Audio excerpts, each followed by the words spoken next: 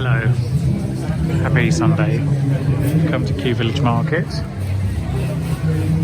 basically to buy foods. We've had crepes, bought flapjacks, and now looking at macarons. And it's drier than it's ever been, so it's not too bad. Welcome to another episode of Toby's Stupid Vlog.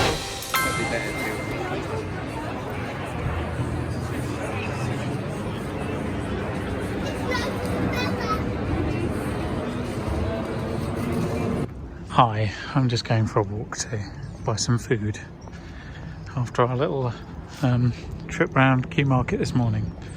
You might remember, you might not, to be honest, one of the first few vlogs, maybe in one of the first 3, in fact, or certainly inside the first 10, I talked about my great uncle who had just passed away at that point. That was in sort of May 2010, I think it was.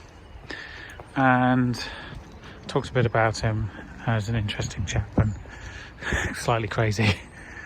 Unfortunately, Amelia's great uncle passed away the day before yesterday. My uncle Pin, who you will have seen quite often on these vlogs if you've watched them over the years, because he often came on holiday with us. He used to come to us for Christmas. And he's actually 3 years younger than my dad. But unfortunately he'd become a bit infirm recently, and we don't exactly know what happened. But my parents are going up to Manchester, where he lived, to check on, get his affairs in order and what have you. It's very sad indeed. We only found out yesterday, and we'd all gone round to my dad's for his birthday, so rather bittersweet. So that's very unfortunate. So Amelia won't get to meet her great uncle, so we'll just have to tell her about him. He was, much like my dad, incredibly British, and by that I mean, you know, stiff upper lip. Nothing's a problem, everything's resolvable, and very keeps to himself, you know. Very much likes his food, but that's what happens when you have a wartime baby. And just a really likeable chap. Like, everyone who knew him really liked him, and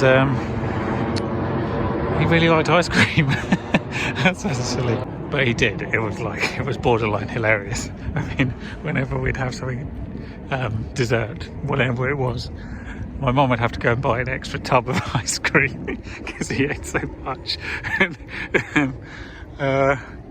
Yeah. And he always had a beer in the evening when we were on holiday.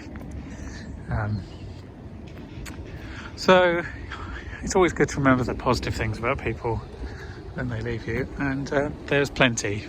In this case, there's plenty. So more uncorrelated things. So we all called him Pin. Pin was his nickname.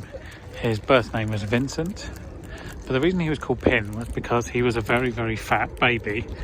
And it was a joke, like skinny as a pin, so called him Pin. It stuck forever.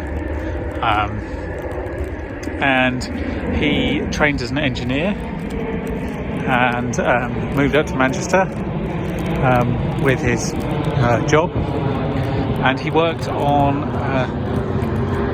a large-scale diesel engines, was his sort of speciality. He used a lot in marine applications, large shipping and what have you, and he did that for many years, and he had a very good life in Manchester. He was quite sporty and active when he was younger. He used to play squash and racquetball, and he used to go skiing and all sorts, and his love of engineering was kind of spilled over a bit to me. And he used to read a lot of very interesting books on applications of science in the modern world, and he was very active in his support for green initiatives and combating climate change and what have you.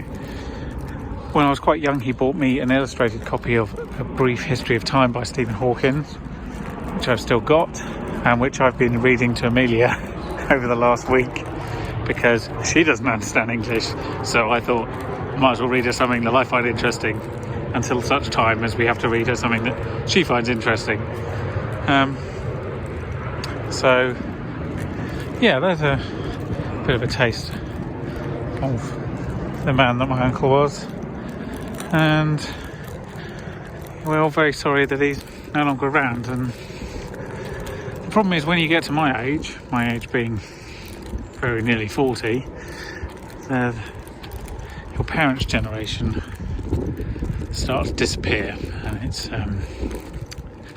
it's difficult and it's inevitable, and you're never taught how to cope with that, or how to cope with the run up to that as well. What do you do when your parents become infirm, or your aunts and your uncles and what have you? It's quite difficult. And unfortunately, life is cyclical that way, so you just have to be prepared that it is coming around no matter what.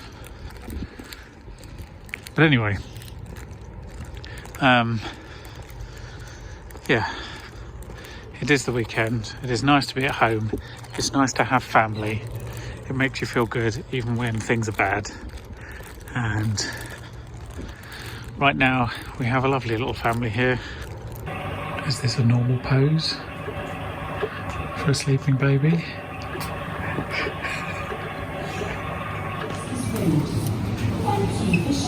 So it is Tuesday. We've come out, we've been into Richmond. It's rained, it stopped, etc. We're now in this glamorous Sainsbury's, as you can tell. Very exciting, doing some shopping. If you look down there in the black hat, you'll see Santa in disguise. Happy Wednesday afternoon. I am going for a walk by myself, which is kind of unusual in the last few weeks. The girls are sleeping in different rooms. We actually finally put Amelia in her bedroom, which has a cot in or what have you, just to see whether she takes to the cot, but she doesn't seem to care if she's tired, she just goes to sleep. But generally infants have to sleep in the same room as you for 6 months, so she hasn't actually slept in her own room until I put her down about half an hour ago. Hope she sleeps. Sympathise with everything I've ever heard every parent ever say now, but I'm quite tired today. I'm going to try not to say that too much in the future because it will become the default position. I'm aware of that. I slept quite well, but still up at 6 or whatever. I never really got back to sleep, and you know, it's interrupted sleep anyway, so it's fine. I'm coming to terms with it, but it does mean you sort of slightly start flagging in the afternoon. Like now, it's about 3 o'clock and I'm beginning to, my eyes just feel heavy. So what can you do? There we go, Palace. That one's for Jack if you're watching. I'm going for a little walk to Kew to try and get some fresh air, because I've been out for walks, not much, since she was born 16 days ago, so it's a rare opportunity. Autumn's pretty good, isn't it? Look at that.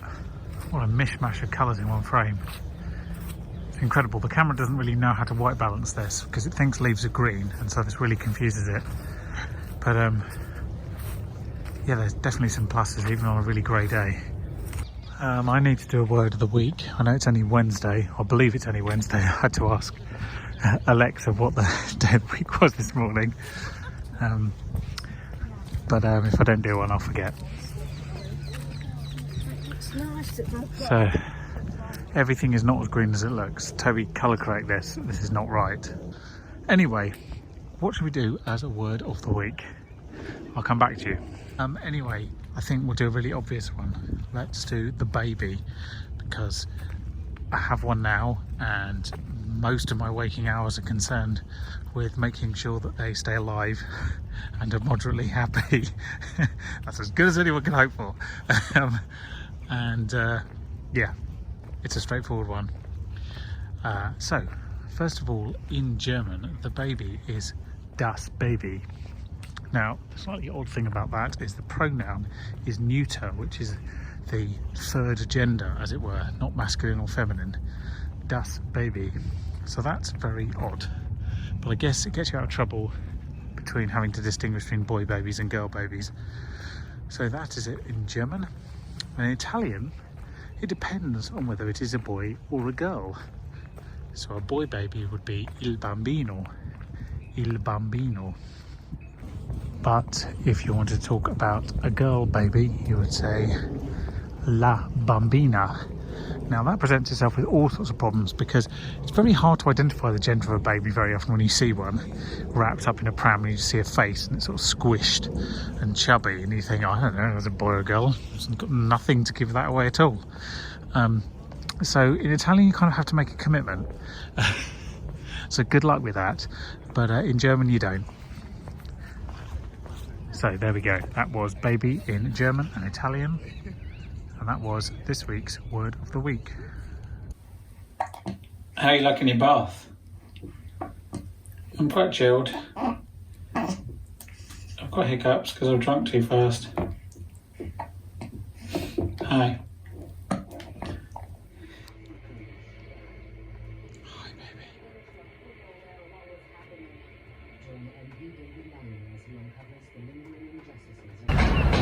Back in queue, only the sun's out. Look how blue it is. Look at that. Nice sunset.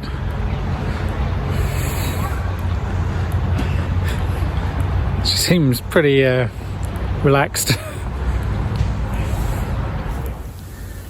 Good night. Thanks for watching.